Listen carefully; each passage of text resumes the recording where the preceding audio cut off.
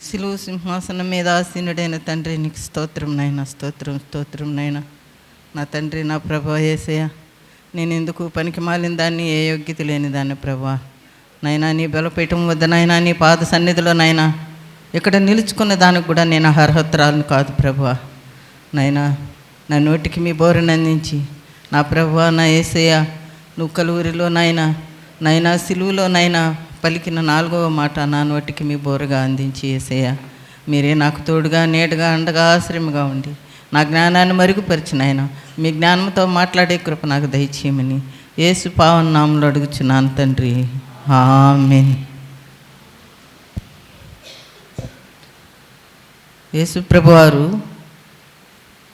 సిలువలో పలికిన 4వ మాట మార్కు సువార్త 15వ అధ్యాయం 34వ వచనంలో, ఏలోయి ఏలోయి లామా సబక్తా అంటే, నా దేవా నా దేవా నన్ను ఎందుకు చేయి విడిచితివని అర్థం. ఈ వాక్యం యొక్క ప్రవచనము కీర్తన గ్రంథము 22వ అధ్యాయము 1వ వచనం. నా దేవా నా దేవా నీవు నన్నేలా చేయి విడిచితివని. ఈ మాటకు యేసు ప్రభువారు తండ్రి అయిన దేవునితో బాధగా పెద్ద కేక వేసి అన్నాడు.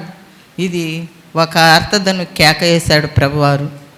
ఎందుకంటే ఈ సిలువలో పలికిన 3 మాటలు దేవుడు ఎన్నో శ్రమలు పడ్డాడు, ఎన్నో వేదనలు పడ్డాడు, ఎంతో శ్రమపడి నాయన మన కొరకు సిలువ మ్రానుపైన పలికిన 3 మాటల వల్ల దేవుడు ఆయన చేయి విడవలేదు. కానీ 4వ మాటలు ఈ శ్రమలన్నీ పడి ఈ వేదనంతా పడినప్పుడు దేవుడు, తన తండ్రి అయిన దేవుడు ఆయన చేయిని విడిచాడు.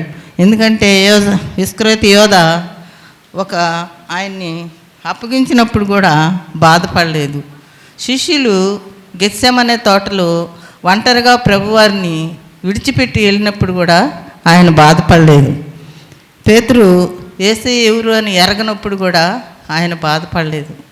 కానీ ప్రభువారు ఆయన శిరస్సు మీద ముళ్ళ కిరీటము ఉంచినప్పుడు కూడా బాధపడలేదు. ఆయన చేతిలో మేకులు గుచ్చినప్పుడు కూడా బాధపడలేదు. కాళ్ళల్లో మేకులు గుచ్చినప్పుడు కూడా బాధపడలేదు. కానీ యేసయ్య కొట్టిన మేకులతో చేతులు కాళ్ళతో గుచ్చిన ఆయన నోరు తెరవలేదు, ఒక్క మాటైనా పలకలేదు. యేసయ్య నోరు తెరవలేదు, మౌనంగా ఉన్నాడు. ఎప్పుడైనా తండ్రి దేవుడైన యేసయ్య విడిచిపెట్టాడు. ఎందుకంటే ఆయన పడిన శ్రమలు తట్టుకోలేక, ఆయన చేయి విడిచిపెట్టేసినప్పుడు తట్టుకోలేక బాధతో యేసు ప్రభువారు పెద్ద కేక వేశాడు. ఎంతో బాధతో పెద్ద కేక వేశాడు. కానీ మన జీవితాల్లో కూడా ఎవరు ఉన్నా లేకపోయినా మనకు యేసయ్య తోడుగా ఉండాలి.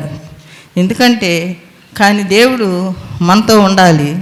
ఇంకా చూసినట్లయితే బైబిల్లో చాలామంది భక్తులు శ్రమలో దేవుడు తోడుగా ఉన్నాడు. ఎందుకంటే దానియేలు గ్రంథంలో షబక్కు, మెషక్కు, అబ్దిగోలు వాళ్ళు అగ్నిగుండంలో వేసినప్పుడు వారికి తోడుగా ఎవరున్నారు? యేసయ్య ఉన్నాడు. వాళ్ళు నాలుగో వారుగా కూడా రాజుగారికి కనిపించాడు. ఆ షబక్కు, మెషక్కు, అబ్దిగోలు ఆ అగ్నిగుండంలో ఉన్నప్పుడు 4వ వాడిగా యేసయ్య ఉండి వాళ్ళని రక్షించాడు. అలాగే దానియేలు సింహాల బోనులో ఉన్నప్పుడు ఆయనకి ఏ హాని రాకుండా కాపాడి దేవుడు ఆయనకు తోడుగా ఉండి దానియేలుని కాపాడాడు. అలాగా యోబు గారిని చూస్తే యోబు గారికి కూడా దేవుడు తోడుగా ఉన్నాడు. ఆయనకి యోబు ఈ లోకంలో యోబంటి సాక్షి ఎవరు లేరని దేవుడు పరలోకంలోనే యోబు గారిని గురించి చెప్పాడు. యోబు గారు కూడా దేవుడు తోడుగా ఉన్నాడు. తోడుగా ఉండి ఆయన సింహాల బోన్లో ఉన్నప్పుడు కూడా ఆయన్ని కాపాడినాడు. ఎంత తోడుగా ఉన్న దేవుడు తన కుమారుని శ్రమలో, బాధలో ఆయన విడిచిపెట్టేశాడు. యేసయ్యబడే శ్రమల్లో, బాధల్లో, వేదనలో, శోధనలో నాయన తన తండ్రిని యేసయ్య విడిచిపెట్టేశాడు. మానవులమైన మనల్ని తండ్రి ఏకపరచేయడానికి, తండ్రి చేతిని మన చేతులకి కూడా అప్పగించేదానికి యేసయ్య చేతిని తండ్రి విడిచిపెట్టేశాడు.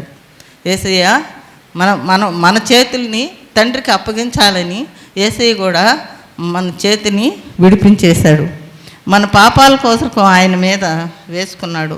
మనం చేసిన పాపాలు, క్రియలు, దోషాలు యేసుప్రభు వారు ఆయన మీద వేసుకుని ఆయన పాపిగా నిలబడిపోయాడు. యేసయ్య పాపిగా నిలబడ్డాడు. మన పాపాల కొరకు ఆయన పాపిగా నిలబడి తన తండ్రి చేత చేయి విడిచిపెట్టేటట్లు చేసుకున్నాడు.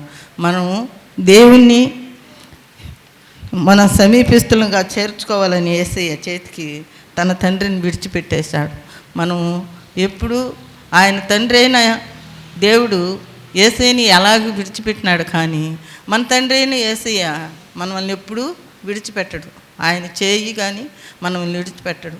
ఆయన మనం ప్రార్థించకపోయినా అమ్మగారు కూడా చెప్పారు, మనం మంచి హృదయంతో ఉండి దేవుణ్ణి స్తుతించాలి, సన్నిధి నేర్చుకోవాలి. అలాగ మనం దేవుణ్ణి వెంబడించాలి. ఆయన విడిచిపెట్టే దేవుడు కాదు, మారని దేవుడు కాదు, మరువని దేవుడు కాదు.